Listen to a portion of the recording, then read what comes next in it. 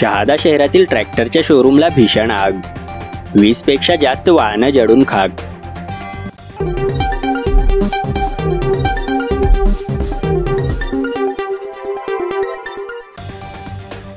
शहादा शहरातील राज मोटर्स या आयशर ट्रॅक्टरच्या शोरूमला काल रात्री 11:30 वाजेच्या सुमारास भीषण आग लागली। आगीत 20 पेक्षा अधिक वाहनं, ज्यात ट्रॅक्टर, इलेक्ट्रिक बाईक जळून खाक झाल्याची प्राथमिक माहिती आहे। यात ट्रॅक्टर शोरूमचे मोठ्या प्रमाणावर नुकसान झाले आहे।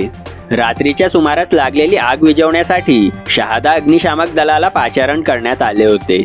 पहाटेपर्यंत आग विझवण्यात अग्निशमन दलाचे कर्मचाऱ्यांना यश आले, मात्र यात शोरूमचे मोठ्या प्रमाणावर नुकसान झाले असून शोरूमला लागलेल्या आगीने उग्र रूप धारण केल्यानंतर आग संपूर्ण परिसरात पसरली।